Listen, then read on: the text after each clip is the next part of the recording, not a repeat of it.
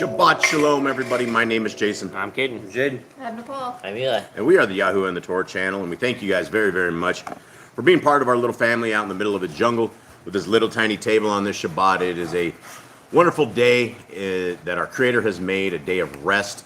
A sign of the people who are with our Creator are those who follow the Shabbat.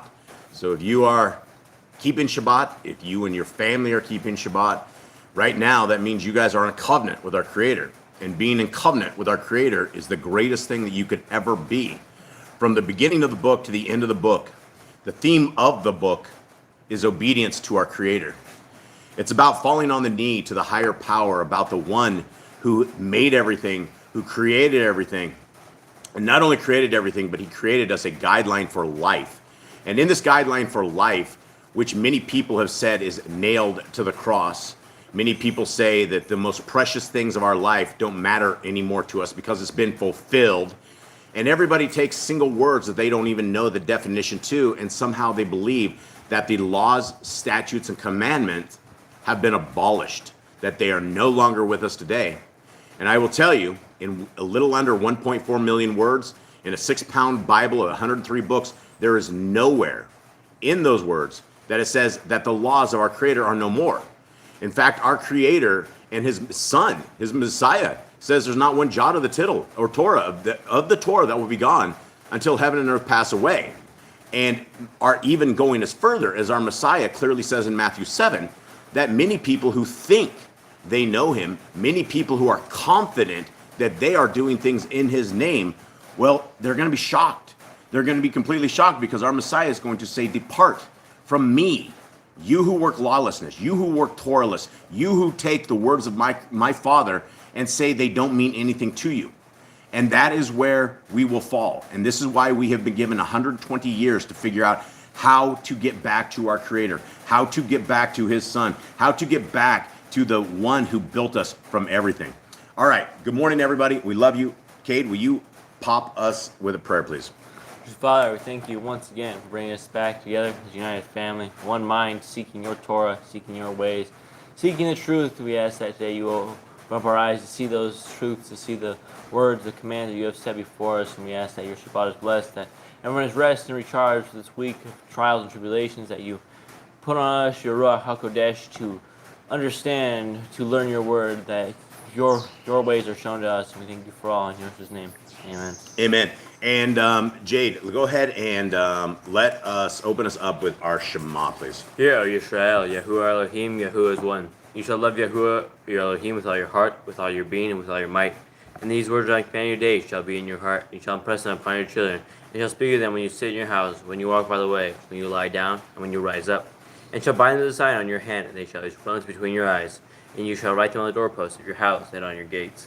Okay, and so let's go over this real quick. We've gone over this before. We always go over this. Guys, this is a very, very, very important verse, right? This comes out of what we call the Torah. For those who love the Torah, embrace the Torah, who make the Torah their life, when we say it comes out of the Torah, that's gospel to us, right? That is what our doctrine is. And this is what our Creator wants from us. He wants us to understand, and it begins with "Hear, O Yisrael." And the actual word in this is called Shema, which is hear and obey. It's not a one-worded thing. It's not a one-definition thing. It clearly says that we need to hear and we need to obey. And what we are hearing and what we are obeying is this, that we need to love Yahuwah our Elohim with all our heart. I don't want to go any further than that, because when we talk about loving someone with all our heart, that is something that it's very obvious. If you tell your spouse you love them with all your heart and you beat them up every single night in an alcoholic rage, right? When you get up the next day and you say you love your spouse, they're going to look at you and go, I don't think that's loving me with all your heart. That is the same thing that if you say you have a spouse, right? And the head of the household is commanding the house to do certain things and you don't want to do that. That is the same as our Creator that has given us a set of guidelines. And he says, you need to love me with all of your heart. He didn't say you need to love me 75% of your heart. You don't need to love me 6 days of the week. We need to love him with all of our heart. And then it goes on, not only with all of our heart, but all of our being. Guys, we only have one being, right? Everything that we have, when we say we love somebody with all our heart, with all our mind, with all our soul, that is a dedication to something great. And we can't lie to ourselves and say that we love our Creator with all our heart, with all our strength, with all our might, when we take his words that are found in Genesis, Exodus, Leviticus, Numbers, Deuteronomy, and we don't care what they say. We don't apply them to our lives. We don't do anything with them. There's absolutely no way that you can be a lawless person and love your Creator with all your heart, because our Creator has given us these laws that we are breaking by our own hand. And so he's continuing on with this. We are supposed to love him with all our heart, with all our might, with all of our being, and we're supposed to talk about this with our kids, with our family. We're supposed to think about this when we're in bed, when we're going to bed, when we get up in the morning, as we cruise through the day. The Torah is something that is a living organism. It is the words of our Creator that have been given to us, and they have been resonating sound. And in that sound is truth. And if we will take this truth and we will write this truth on our hearts, on our minds, and our souls, then our Creator will walk with us. And that means we are in covenant with our Creator. You have 41,000 plus religions. Every single one of them have a name. Every single one of them have a different doctrine that goes contrary to what Scriptures has said. Now, we're not called to be Christians. We're not called to be Muslims. We're not called to be Mormons. We're not called to be anything. We are called to be obedient to our Creator. And if you have to have a name that goes along with it, then let's use what Abraham used. He was an Hebrew. He was a Hebrew person. What that means, the word Hebrew means crossing over. When we have crossed over from death into life, that means we are in a covenant with our Creator. That means we are obeying his laws, his statutes, his ways, his commandments, and we have the love for his son, Messiah Yahushua. There were no J's in Hebrew. And with that love of Messiah Yahushua, that is our king. That's who's coming to reign. That is who's coming to get us out of this cesspool that we are currently living in right now in these end of the end days. And so with that, our Creator has given us a way back to his kingdom, to him, and all we have to do is just be loyal. We have to give him as much loyalty as he gave to us in our design, in our life, in keeping us alive, keeping us fed. He is a very, very loyal Elohim. And the least we can do is give back to him a little bit what he asks us to do. Okay, so now before we get into that, we are going to go through the laws, statutes, and commandments of our Creator. And before we go through that, Ms. Nicole, will you please say hi to all of our brothers, sisters, friends, family, those we love, and everyone out there. All right, we got the Grand, we got Jeremy and Callan, What's up, Callan? Carla and Joey. What's up, Joey? Let's see, scrolling down. Bonecat 1, Days Rainey, Irma, Rosie Chica, Katrina, Candy, Ruby. It's a full house. Fearmonger, Whoa. What's up, Fairmonger? What's up, brother? Sister Barb. I said Irma, right? Let's see. Lisa. We have a new name, and it's Yehoshua. Hi. Welcome. Well, welcome. Deborah. Deb, that's Fairmongers? Yep. Hey, what's up, Deb? And then we also have Sylvia. Oh, I didn't see Sylvia in there. Sylvia's here. We have, I'm still scrolling. Mason's here. What's up, Mason? What's up? Wow, this is so cool, man. This is like an absolute full house. This is so cool. We have some new names that are here as well. JC Love. That's What's a new up, name JC? that popped in. Jeannie Not of This World. And then also Elizabeth. And I saw M come in. I didn't see you say her. That's Elizabeth. Oh, that's Elizabeth? Yeah. Is that Montero? Yeah. Okay. Hi, Liz. Hi, how are you? Much love, dear sis, to you. Okay, so here we are, guys. This is what we do. This is this is what we do every single week. Is we go over the things that I was just talking about, the most greatest things that we've ever been given, which I truly believe, besides the gift of life, is the gift of Torah.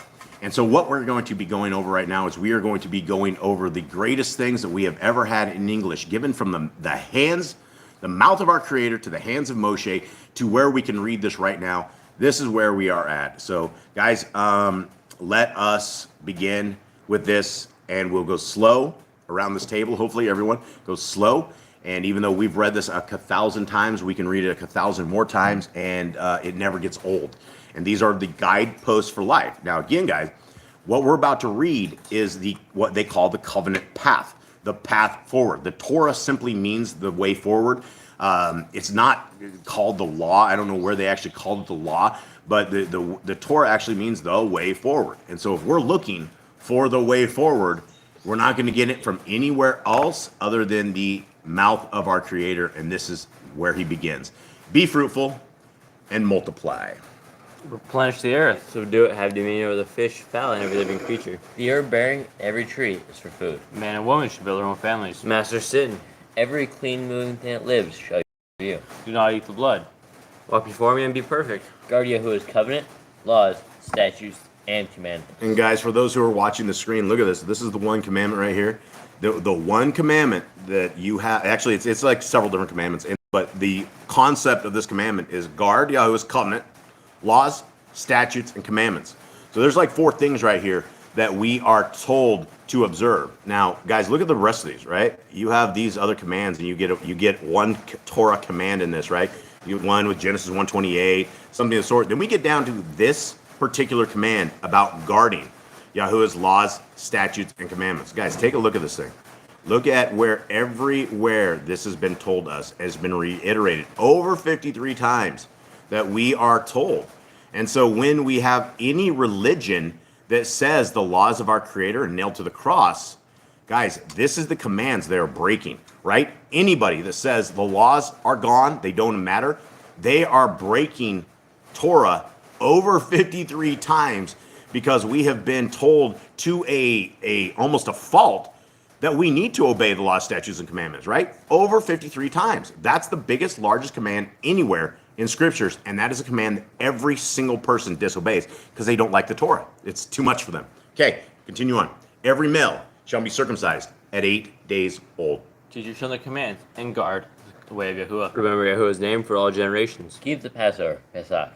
Keep the feast of unleavened bread, the festival of matzah. There was one Torah for the stranger and one for the Hebrew. Okay, and I'm going to stop on this because I do stop on this one quite often because this is a understanding that most people do not have.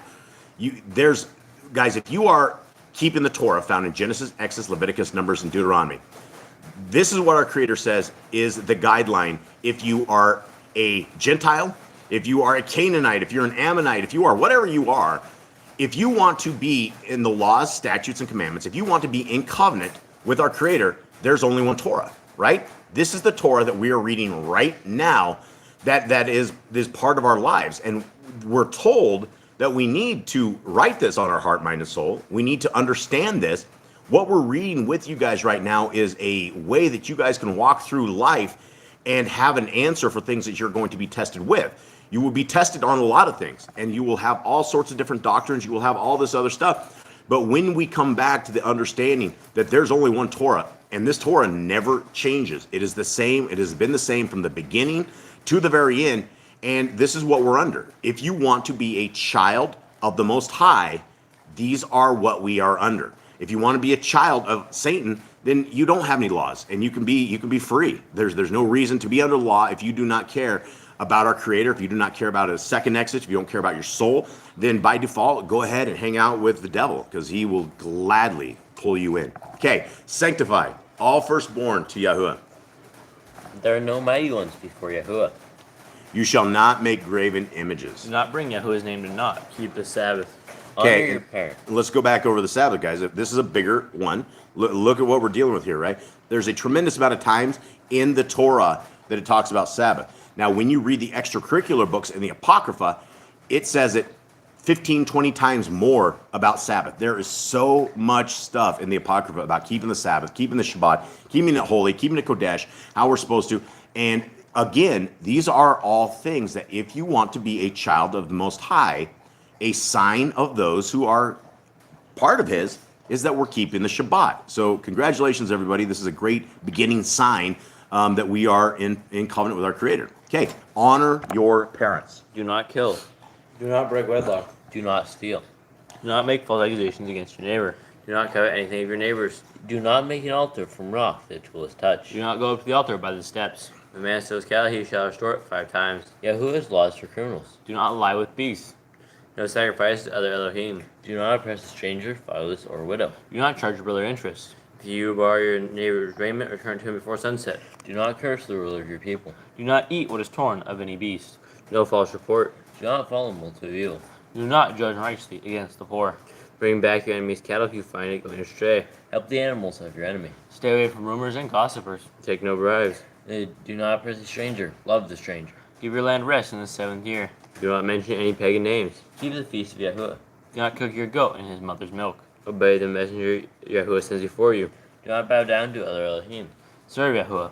Make no covenant with other Elohim or outsiders of the land. Do not make use of anointing oil on a normal person. Do not make use of perfume on a normal person. Do not eat the fat. Do what you say you're going to do. Return what is your neighbor's. Obey Yahuwah's dietary laws.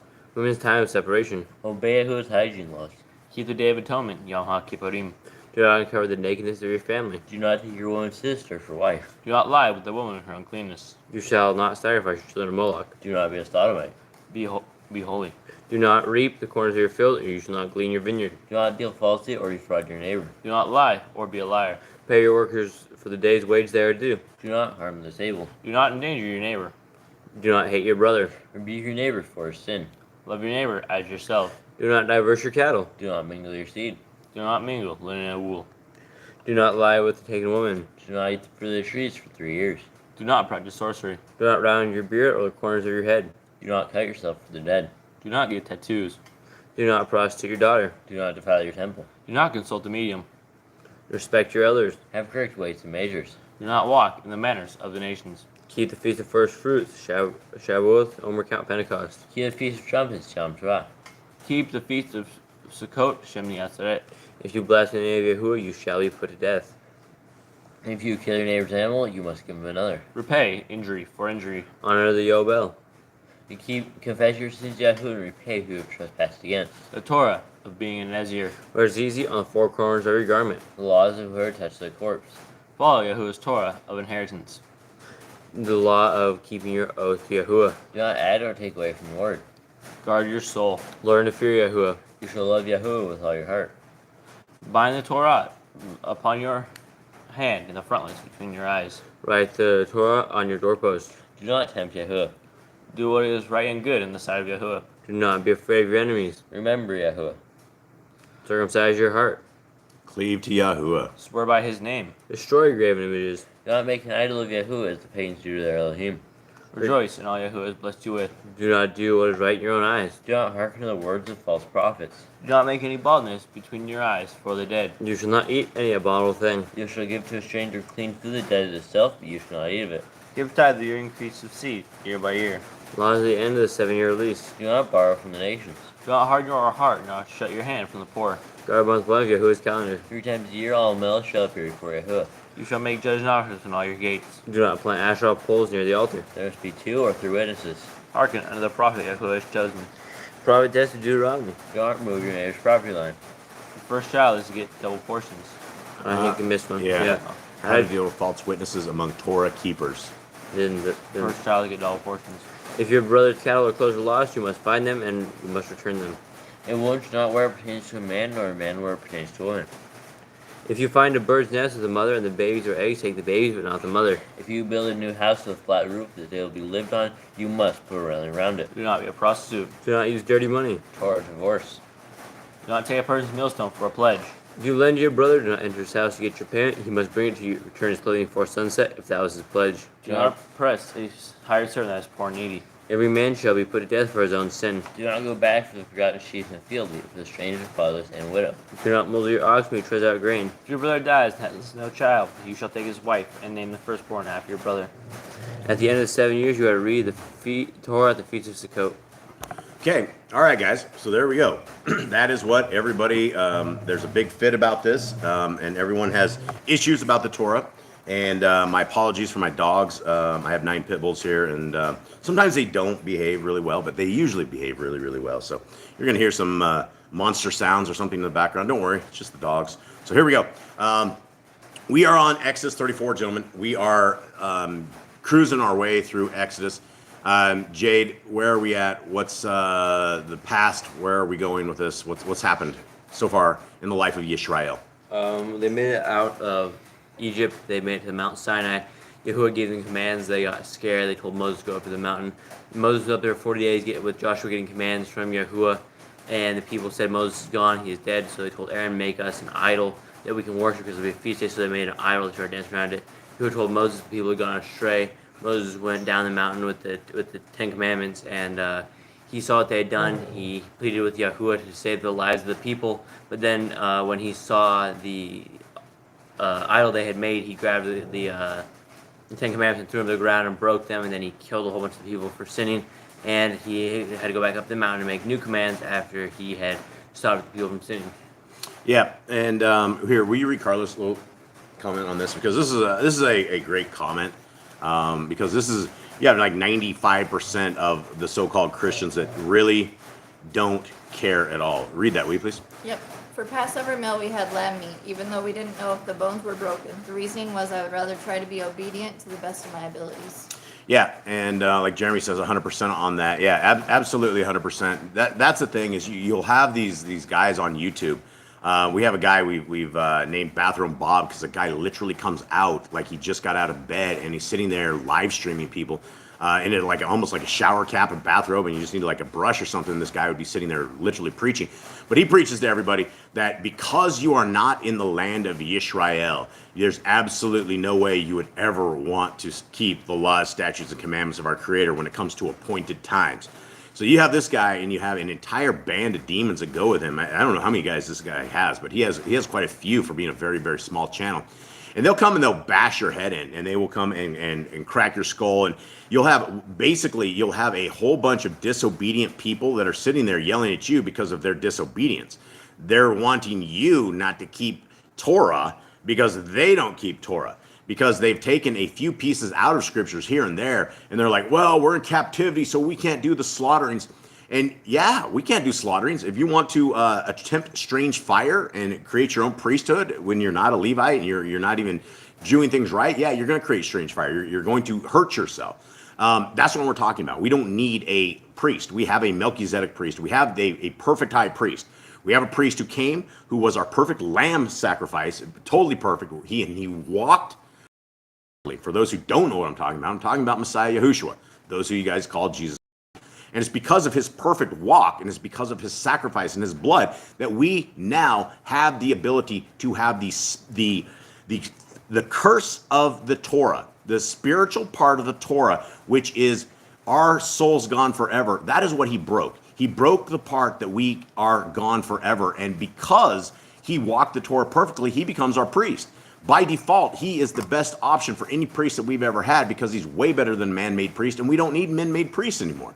And so this is what we have: is we have a Messiah who is there, and he's going to be getting us out of this world we're into. And it takes two things, according to scriptures, to be saved. It takes those who have the obedience of the law, statutes, and commandments, and those who have the faith of Messiah Yahushua. Revelation 14:12 says that. Also in Revelation 22, it clearly says that, and it never says that anywhere else. Those who are saved are the ones who are obedient. Okay, so let's get into Exodus 34. Do we have anything else on that? Okay, so here we are. Exodus 34, verse 1. And Yahuwah said to Moshe, cut 2 tablets of stone like the first ones, and I shall write on these tablets the words that were on the first tablets, which you broke. And be ready in the morning.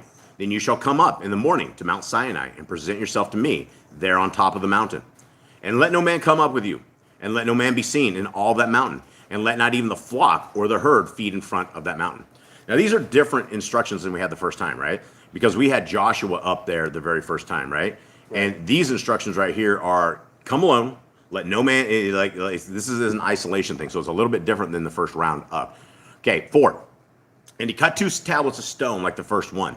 Then Moshe rose early in the morning and went up to Mount Sinai as Yahuwah had commanded him, and he took the 2 tablets of stone in his hand. Okay, now do you guys think that he actually was the guy cutting these stone tablets, or do you think he was the guy telling the guy to cut the stone tablets? I feel like y'all want him to cut it since he broke it. You probably want him to do the work. And do you think this is a half-a-day job cutting stone tablets on this thing, or like? Probably. You think it's half-a-day job? Do you think we can like redo this all in half a day? Because he talks about go up. It's all in the morning. Be ready in the morning, then she'll come up there. I don't know if he would cut the stone. I think he cut the stones a tablet prior before he went up there. All right, and I just owned us here, guys. 34. Where are we at? Well, I think we're on number 2, right? 2. All right, so. Oh wait, no, sorry, we're on 4. 4. All right. And he cut 2 tablets of stone like the first one. Then Moshe rose early in the morning and went up to Mount Sinai as Yahuwah had commanded him. And he took 2 tablets of stone in his hand. And Yahuwah came down in the cloud and stood with him there and proclaimed the name, Yahuwah. And Yahuwah passed before him and proclaimed, Yahuwah, Yahuwah, in El, compassionate and showing favor, patient and great in kindness and truth, watching over kindness for thousands, forgiving wickedness and transgression and sin, but by no means leaving unpunished, visiting the wickedness of the fathers upon the children and the children's children to the 3rd and the 4th generation. Okay, so this is interesting here because, this is verse 34, or chapter 34, verse 5. It says clearly, Yahuwah came down the cloud and stood with him there and proclaimed the name Yahuwah, right? And we have scriptures today. We don't have the name of Yahuwah in our scriptures. Majority of scriptures that you have out there, they have replaced the name of our creator, Yahuwah, more than 7,000, 8,000 times. They've taken out his name and they put the Lord or they put God in place of that. And God is a surtitle, folks. This is not a name of our creator.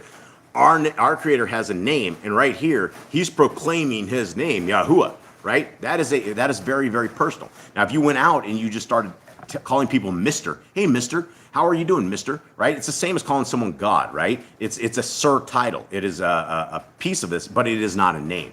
Okay, 8. And Moshe hurried and bowed himself towards the earth and did obeisance and said, if now I have found favor in your eyes, O Yahuwah, I pray, let Yahuwah go on in our midst, even though we are a stiff-necked people, and forgive our wickedness and our sin, and take us as your inheritance. And again, here's Moshe begging for our Creator not to leave his people, right? He said this before. What did he say before, gentlemen? That he told Yah that if you wouldn't forgive him, then to do what? And blot his name out. He wanted basically, like, if you won't forgive them, then get rid of me too. Yeah, absolutely. And this is when Yahuwah is very, very angry with the children of Yisrael. And Moshe is always going to bat for these guys. He's like a leader of leaders. He's really, really a good leader. Okay, 10. And he said, see, I am making a covenant before all your people. I am going to do wonders such as have not been done in all the earth, nor in any nation. And all the people among whom you are shall see the work of Yahuwah, for what I am doing with you is awesome. Guard what I command you today.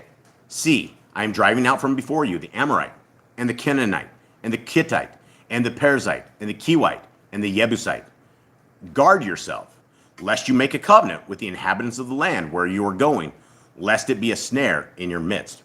Now, this is probably a haunting verse for Joshua, because Joshua, who is the little guy of Moshe, three books later, he does just this, right? The entire reason why Israel really never made it out of the part where they were supposed to get rid of all the inhabitants of the land is this part right here. And our Creator said this, and our superstar Joshua unfortunately went and did not consult with Yah when he went and he made a covenant with the people who are ultimately going to be the people that take him down. Okay, 13. But break down their altars and destroy their pillars and cut down their Asherim, for you do not bow yourselves to another mighty one. For Yahuwah, whose name is jealous, is a jealous El, lest you make a covenant with the inhabitants of the land, and they whore after their mighty ones, and slaughter to their mighty ones. And one of them invites you, and you eat of his slaughterings, and you take of his daughters for your sons, and his daughters whore after their mighty ones, and make your sons whore after their mighty ones. There is a boatload of stuff right here, guys. The dogs are all running out, so somebody's going to have to go running after them. Let's break this down right here, right? This is what we're reading right here is we're reading Torah commands, right? For anyone who has been hanging out with this channel long enough, you guys will know that things like break down their altars, destroy their pillars, cut down their Asherim, do not bow yourselves to another mighty one. These are one of these things that you can look into the entire beginning of what the Trinity became, right? Our Creator says very clearly from the beginning of the book to the end of the book that he's a jealous Elohim, right? And so he doesn't have other people. There isn't a Yahuwah and there's not a Yahuwah 2 or anything of the sort. There's our Creator, and our Creator had a son. And people will sit there and they will pray to Messiah Yahushua, Jesus the Christ, as they pray, and where do their prayers go, right? Our Creator is jealous. He doesn't want others to have the praise and the worship that he has. He doesn't want us to bow down to anyone, whether it be Asherim or other things out there. People will take Messiah Yahushua and they will clearly say that Yahushua is Yahuwah. They will say Jesus is God without ever batting a eyebrow or a eyelid or anything. They say it. But our Creator says this, and we can't take one particular verse or one particular word out of anywhere that we don't put everything in context, because our Creator is so clear on all of this stuff that he doesn't want us with other mighty ones. He doesn't want us hanging out when you're burning food to the other fake mighty ones, these lowercase gods, because it takes away from your love and from your loyalty to our Creator. Very, very important that we do not ever do things like this. Okay, 17. Do not make a molded mighty one for yourselves. All right, what do you got? Over the Targums now. Oh, we're heading over the Targums. Okay. All right, Honeymoon Stitch, Brian, what's up, brother? How are you? And the chat always disappears, so I only get a second of this. All right, as Eli is rolling through the Targums, there we go here. I just need Mystical. She's back almost with the dogs. All right. Yeah, can you give us this chat here? Is Entity fighting back the wrong or the real beast? I don't know what Rosie Chico's saying at the end of that because I don't know the whole conversation, but it looked So I interesting. think it was Sister Barb. She just said another family was leaving the country over the LGBTQ stuff. 6 states passed laws for child sex change rights. It's getting really wild. It's getting really, really wild out there, everyone. The stuff that's happening in North America, don't get too confused because it's happening worldwide, but North America is absolutely the showroom for the new school stuff. Okay, anything else on that? And just Rosie Chica just said that it was very scary. They use children to manipulate. We must do it for the children. Meanwhile, the children being used in horrible, abominational ways. Yeah, is it? And I would say more it's I mean, everything is the Babylon system. North America absolutely qualifies for Mystery Babylon. It absolutely qualifies for a tremendous things of like Babylon, but the entire world's like that too. It's not. I mean, there's not an innocent country anywhere. There's not a government anywhere that is innocent. They are all basically at the same thing. They're all doing the same stuff. It's all one big happy group. Okay. Jeremy says Panama's looking like a good spot. Yeah, it's not too bad, right? We have some issues, but the dudes haven't become women, and the women haven't become dudes. That's a plus so far. I don't know, Jay, give me the eyes. Have you seen that? We wonder sometimes, but I mean, it's pretty normal. They still have on normal clothes. Yeah. Okay, here we go. All right, 34:1, and this is in the Targums, guys. Yeah, it's not them spiders, sis 𝐤𝐄𝐄.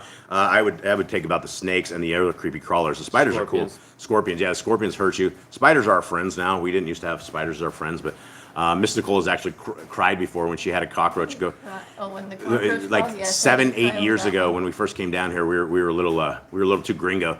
We weren't ready for these jungles, and we had a cockroach. And I was in the States. Some bugs crawled down the back of Mystical. She wasn't very happy. But now we have pets in our bathroom. We have pet spiders. We have pet scorpions. Because he eats the he eats the cockroach. We try not to kill the bigger ones because they kill the smaller ones, so I don't have to deal with them. So here we go. Exodus 34:1. Okay, and this is the Targums. Let me start again, guys. This is the Targums of I don't even know if it's the Targums of Yah, but it is another translation of scriptures that we have been going over. It's interesting enough. We do find a lot of leaven, but we are good with leaven breaking. So we are Rosie Chica. Those are fine. It's the frogs eat me. Frogs. Yeah, we have frogs the size of cats. There was a time in our life that we didn't have enough food for money for the dogs, and so our plan was to grab frogs at night, kill them all, and then stick them in the crock pot for the dogs. But we have sometimes at night you'll have like 60 frogs outside. I mean, the whole lawn is covered up with things that are all over the place. And if the dogs go out at night and find them, they hunt them and they lick them and they get and then these foamy. are the frogs you don't lick, and that when you come down here, I mean, obviously you don't lick the frogs, right? But I'm just saying that was what people told us when we first came down there. They said, just in case you decide you want to lick the frogs, don't lick the frogs. And then our dogs do, and they look like they have a big white beard of foam all around their mouths. And a couple of them, like Tubby, I think he actually likes licking the frogs. I mean, he gets all jacked up. We have to give him an egg, and he gets all crazy poison. But I think they go on some weird trip and just don't lick the frogs. Okay, so here we go. Exodus 34:1. And Yahuwah said to Moshe, hew you 2 tables of stone as the former, and write upon the tables the words that were upon the former tables which you break. I'm still very curious to know if Moshe did these tables of stone himself. I mean, I'm just real curious. Did Yahuwah make our old-timer homeboy Moshe get out there with his whatever he has to do? I mean, breaking tablets of stones is not like it's not like a paper cutter. It's not like something that we're talking like this is super simple. You get the hammer and chisel. You're good enough. Yeah. What did the grand say? Grant said, "Who was the first guy that found out you can get high licking frogs?" I don't know, but you could see the guy in the corner, and he pulls open his jacket, and he pulls a little frog out. He's like, "Hey, you want $5 of a frog?" So I don't know what's happening with it, but yeah, everybody in their frogs. Okay, going back to this, the 2 tables of stone. Does anyone have any thoughts? Did Moshe literally make these themselves? Just give me a guess, okay? I mean, he probably knew where to get sapphire stones. I mean, Well, I know he knew where to get everything. He was the man. He's the leader. But did he go and, like Yah said, you 2 tables of I stone? think he did. Yeah, You I think he think did? I think that was sort of his punishment for like For breaking breaking them. them. But how long do you think that would take? I mean, this is something. This is going to I take a guess it while. depends how big it was. It doesn't matter. I'm going to give you a rock. I'm going to tell you to make me a tablet out of it. I mean, he might have a- told him to meet him in the morning. he so might have a- probably spent the day before I don't. getting it. Anyone who ever says it takes one day to make something out of a rock, I don't know if you've ever taken rock. We break What rock. if it's a flat rock? They just had to basically snap it in half. He said like carve the outside. All right, I don't know. I'm just very curious. Okay, 34:2. And be ready in the morn, and at morning ascend you Mount Sinai, and stand there before me on the summit of the mountain. Okay, no man shall ascend with you, nor any man be seen on all mountains, nor sheep, nor oxen grazing on the side of the mount. Yep, exactly. Irma says, with Yah's help, I think he could easily do anything. Well, yeah, but he's also he got in trouble. He got a little in trouble as well for busting these up a bit. Okay, 34:4. I don't know. But those are good things. Don't kiss any frogs. Yeah, don't kiss any frogs. I don't know if they turn into princes.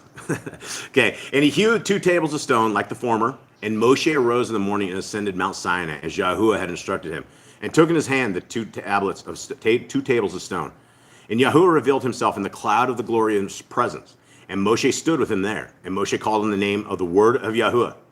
And Yahuwah made his presence to pass by before his face, and proclaimed Yahuwah Elikim, merciful and gracious, long-suffering and nigh in mercies, abounding to exercise compassion and truth, keeping mercy and bounty for thousands of generations, absolving and remitting guilt, passing by rebellions and covering sins, pardoning them who convert unto the Torah, but holding not guiltless in great day of judgment those who will not convert, visiting the sins of fathers upon rebellious children upon the 3rd and 4th, and upon the 4th generation. Kate, read that for me. 34:7 out of Yah Scriptures. Watching over kindness for thousands, forgiving wickedness and transgression and sin, but by no means leaving unpunished, visiting the wickedness of the fathers upon the children, and the children's children, to the 3rd and 4th generation.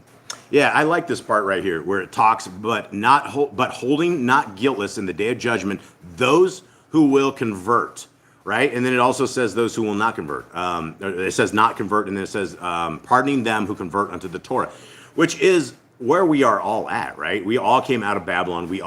None of us grew up.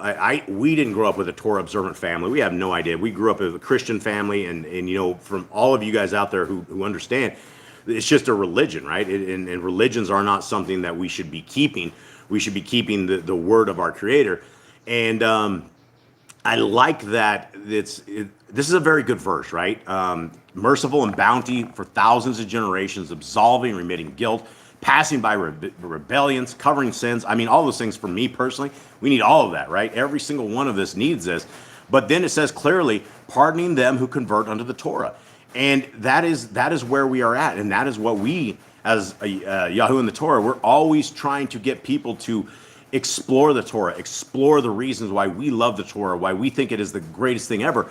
And these are promises. These are the things that we hold as promises from our Creator, that we're not going to make it. We're all a bunch of sin-ridden Babylonian people that come out of Babylon, that we're trying to get out of here. And we don't have a way forward unless we have our Messiah, unless we have the Torah. And we have both. And so that's why this is good. Okay, 34:8. And Moshe made haste and bowed himself upon the earth and worshipped. And he said, if now I have found mercy before Yahuwah, let the presence of the glory of Yahuwah go among us. For it is a people of hard neck. But pardon you our guilt and our sins, and give us the inheritance of the land, which you did covenant unto our fathers, and change us not to become an alien people. Okay, it's interesting terminologies on this stuff. And he said, 34:10, and he said, behold, I make covenant that I will not change this people to become an alien people. Nevertheless, from you shall proceed a multitude of the righteous, and with all your people will I do wondrous things in the time when they go into captivity by the rivers of Babel. For I will bring them up from there, and make them dwell from within the river of Sambation. And like wonders shall not be created among all the inhabitants of the earth, nor among any nation. And all the people among whom you will dwell shall see in that day the work of Yahuwah, for terrible is the thing that I will do with you. Okay, and so this is a lot longer. What does your 34:10 say, Cade? And then he said, I am making a covenant before you, all your people, and I am going to do wonders, such have not been done in all the earth, nor in any nation. And all the people among whom you are shall see the work of Yahuwah. For what I am doing with you is awesome. Yeah, so you get, I don't know if this is what you call leaven, or maybe we were missing out on something in the regular scriptures, but it's interesting because you have this a part that's obviously not there. I do wondrous things in the time when they go into captivity by the rivers of Babel, for I will bring them up from there and make them dwell from within the river Sambatan. Interesting stuff, very interesting stuff in the Targums. Okay, 34:11 says this, observe you that which I command you this day. Behold, I drive out from before you the Amorite, the Canaanite, the Hittite, the Pharisee, and the Hivi, and the Jebusite. Take heed to you, lest you strike covenants with the inhabitants of that land into which you are to enter, that it may not be a stumbling block unto you. But you shall rather destroy their high places, and break down their statutes, and cut down their groves. For it is not lawful for you to worship other Elohim. For Yahuwah is zealous and avengeful. His name is Elohim, the zealous, and the avenger. So if we have this command, well, we do have this command today, that we are to destroy the high places, break down the statues. If we were to be a covenant people and do this in today's world of captivity, every single one of us would be in jail before about 5 o'clock, right? We can't cut down. You walk through any city in any place in the United States of America or South America, you have endless statues of Mother Mary, little baby Jesus. You have all of these things. You have all of these temples, right? These commands, if we were to do these today, we would definitely be in jail. We should probably be doing them. It is a commandment. We are not to have this, but we are in captivity, and this is definitely captivity that we are in, because it's very, very. There's just not a lot of law keepers, right? There's just not a lot of law keepers. Okay, 34:14. For it is not lawful for you to worship other Elohim, for Yahuwah is zealous and avengeful. His name is Elohim, the zealous and the avenger.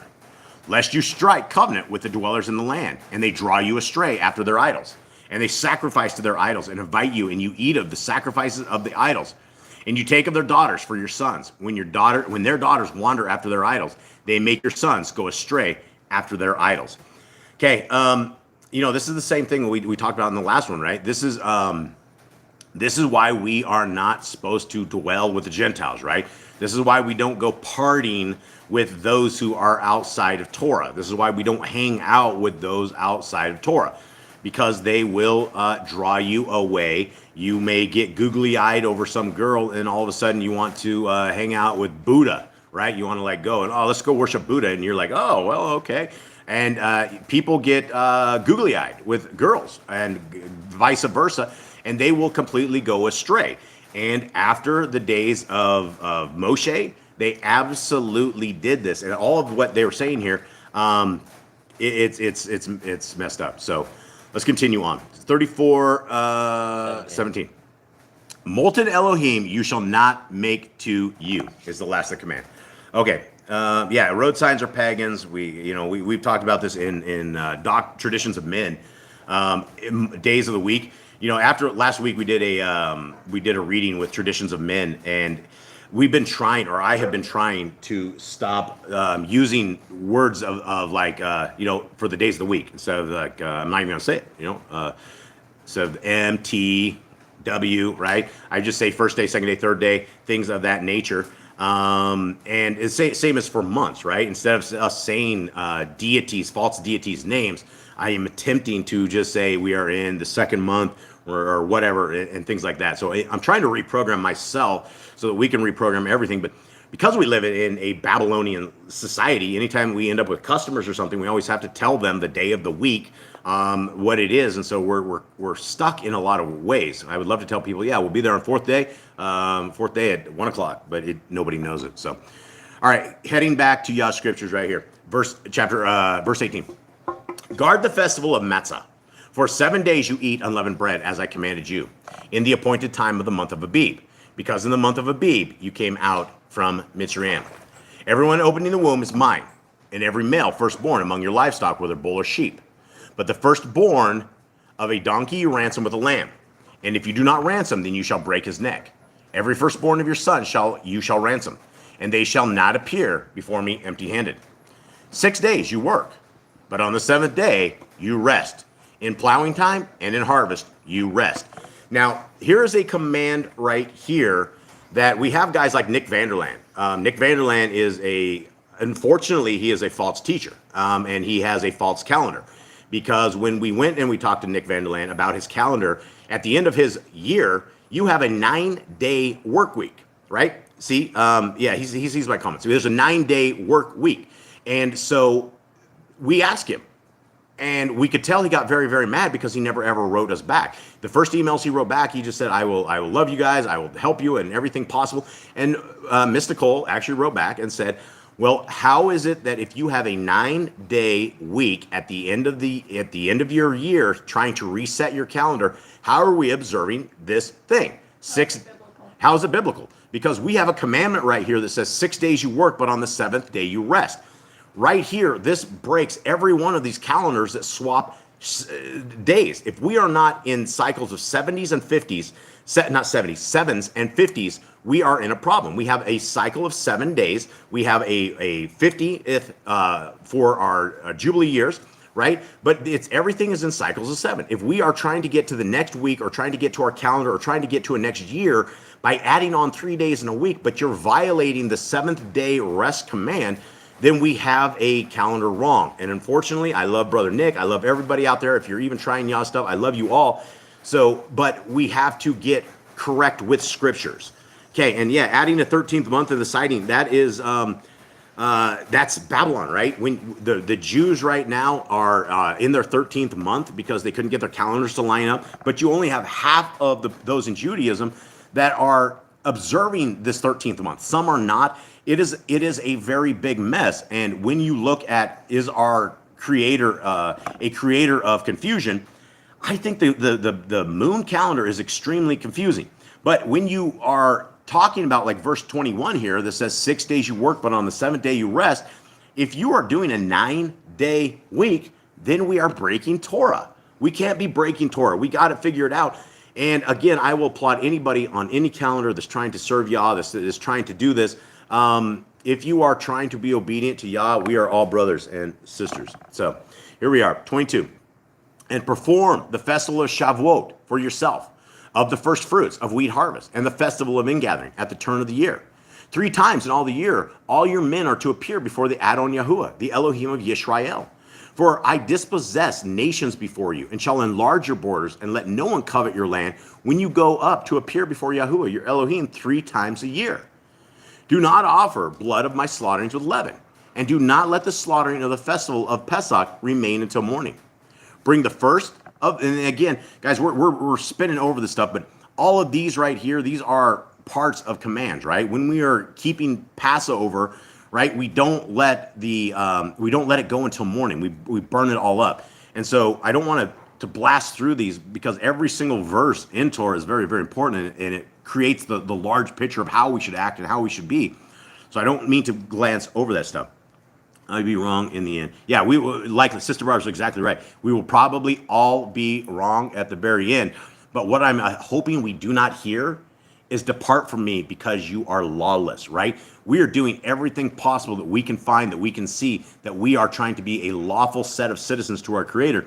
And it's hard. You know, it's hard to figure this out. We're at the end of day. We're at the end of days is what I believe. Okay, 26, another command. But bring the first of the first fruits of your land to the house of Yahuwah, your Elohim. Do not cook a young goat in its mother's milk. And for those who hang out with us, you guys have heard that many, many times. 27. And Yahuwah said to Moshe, write these words, for according to the mouth of these words, I have made a covenant with you and with Yisrael. And guys, this is what this is all about, is the covenant, right? If we are in covenant with our Creator, it is a two-way, almost like a two-way lease agreement. When you rent your house, you will be given a piece of paper that says, this is your address. We will cover garbage. We will cover sewer. We will cover water. This is your price. You sign, they sign. If something happens and the pipes break in your house, your landlord is supposed to go and do these things, right? There's things inside the lease that should be defined before you ever make a rental agreement with someone. And if you don't see them in there, then you probably want to rewrite the contract.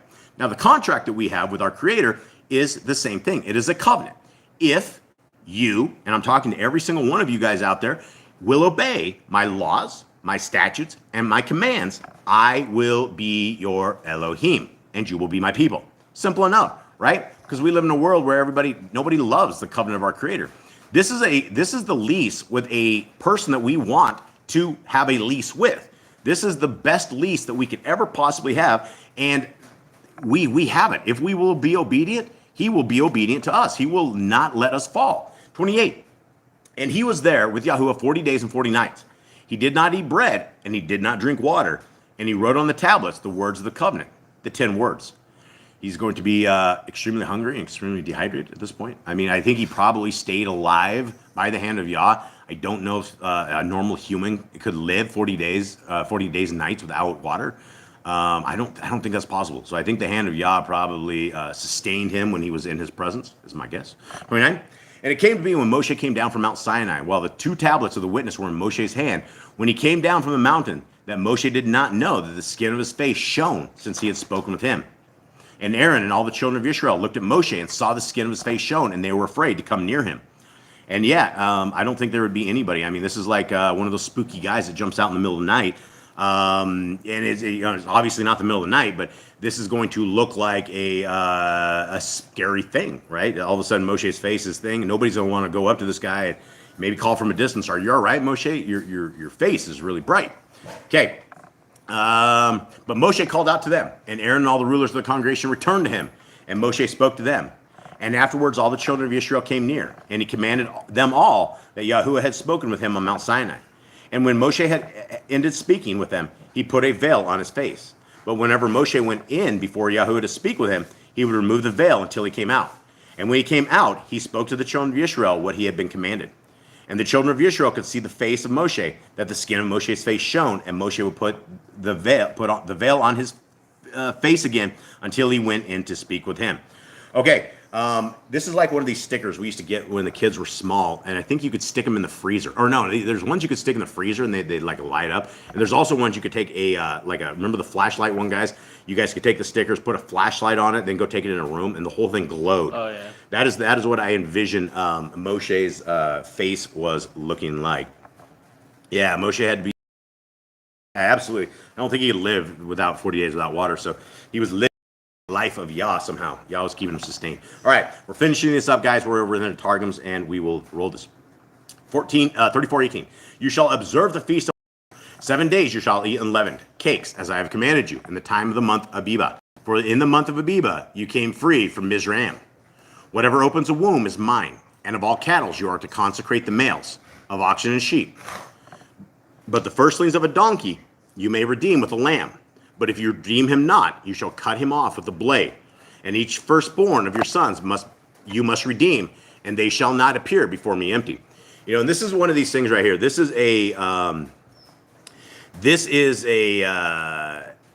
one of these things that is a premonition. This is a history of what is about to happen, right?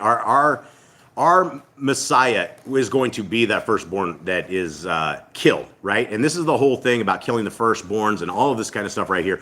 Our Messiah came to become that firstborn that was redeemed. He wasn't redeemed. He was actually sacrificed. But he was not like in these ones right here, like the donkeys. You can redeem them with a lamb. If you don't want to kill the firstling of the donkey, you can take a lamb. You can kill it. There's something else you can do.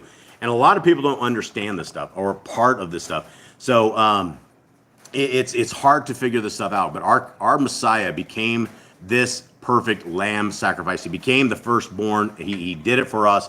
And it's why we have a shot into the kingdom. Okay, 34:21.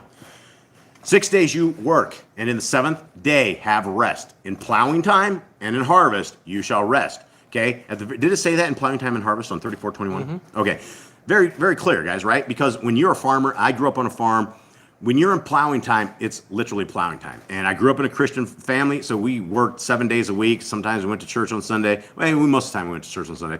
But we would work on the Shabbat, and plowing time is very, very important time. If you are a farmer, when you are sitting there trying to get your crops off the field and into it, you really want to work as much as possible. And so this is one of these things that we stop, right? Even as farmers, you're going to have some jittery farmers out there that are in covenant with our Creator that are waiting to get out on first day to get their crops back up because you don't know if it's going to be owned or not.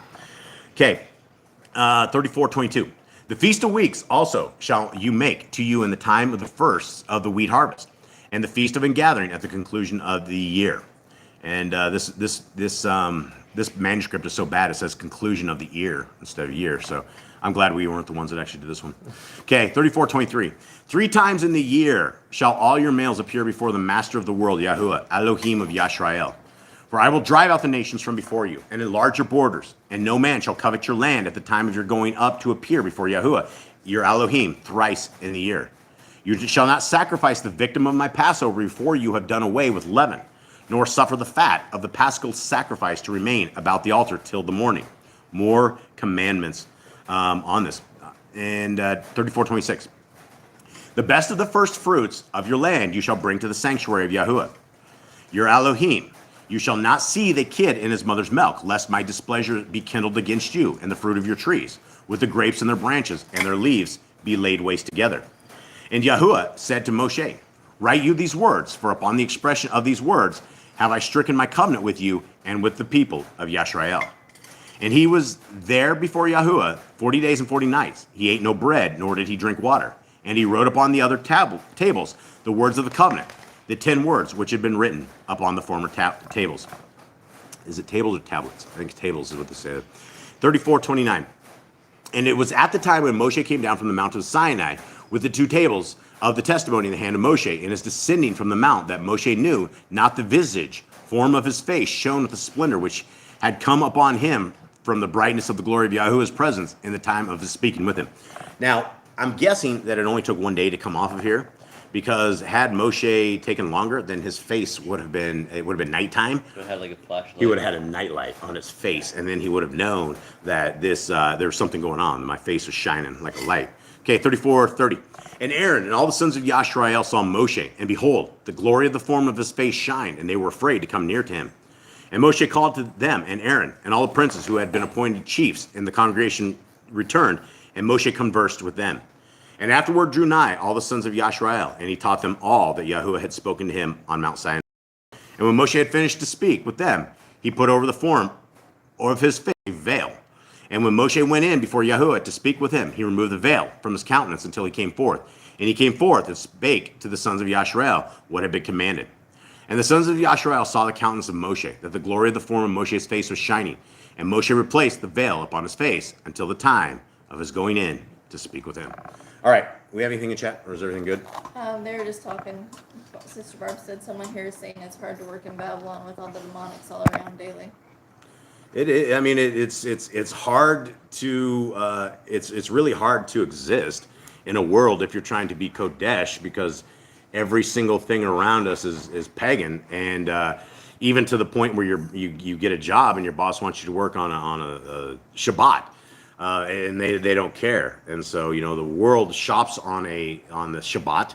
This is the day they all do their shopping and cleaning and do all their stuff and whatnot, and then Sunday, I said it, dang it. First day they rest, right? And they rest on the first day. It's contrary to what Scriptures says. Okay, well, I think that is... Irma says, wondered if he glowed like Noah when he was born. Yeah, I don't know. That could be. And for anybody that doesn't know, I think that was in the writings of Abraham is where that talks about where Noah was born. And he shone really bright, and everybody's really freaked out because he was shining like that. They thought he was a son of the Watchers versus a son of the normal humans. So anyway, with that, guys, we thank you guys very, very much. Jade, will you please bless all of our brothers and sisters? Yahuwah bless you and guard you. Yahuwah make his face shine upon you and be gracious unto you. Yahuwah lift up his countenance upon you and give you peace. And they shall put my name upon the children of Israel, and I will bless them. Okay, and guys, we're going to give you The last tunes that we have here, please forgive our dogs. They love to go crazy, and I know everyone says it doesn't matter, but they're like our kids. We don't want our kids to go crazy in public, right? Same with our dogs. So our apologies for it. We love them, and we love you guys. Hit it.